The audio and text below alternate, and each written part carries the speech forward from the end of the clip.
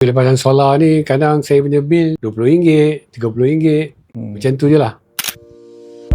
Nak tanya Datuk lah, selepas tahun menggunakan solar, apa pendapat Datuk secara peribadi? Saya rasa memang satu pilihan tepat lah menggunakan solar. Sebab dari segi kos elektrik tu memang menurun dengan banyak lah. Biasa saya bayar sampai RM500 sebulan, RM500, RM600 tengok penggunaan lah. Tapi bila pasang solar ni kadang saya punya bil RM20, RM30, macam tu je lah. So adalah sekali tu bila dia banyak sikit guna rumah tu, naiklah sikit. Overall memang bagus lah pakai solar ni. Tapi Datuk perasan tak ramai sekarang pasang solar?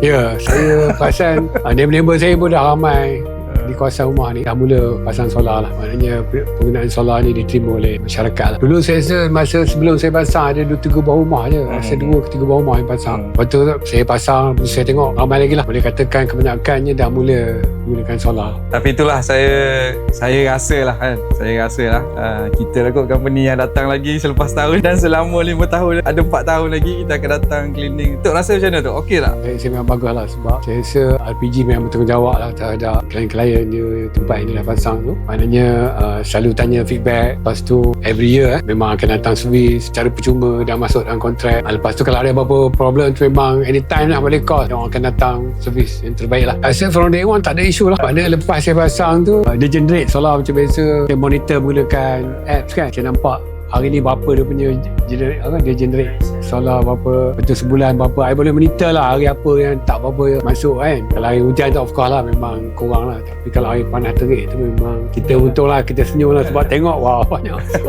So day one tak ada isu, tak ada apa. Lepas tu saya rasa memang mudah lah gunakan solar. Saya rasa memang kena ambil dengan RPG lah. Selain masyarakat Bumi Putra, dari segi profesional, kerja memang terbaik, pemasangan tak ada isu lah. Lepas pasang tu semuanya berjalan elok. Even pasal nak buat apa ni, apa-apa isu berkaitan dengan provider pun RPG yang bantu uruskan. Semua recommendation apa semua RPG buat. Saya rasa kalau ada mana-mana orang yang nak guna solar, gunalah LPG. Terbaik lah, speed memang bagus. Okay. Tip top, on top.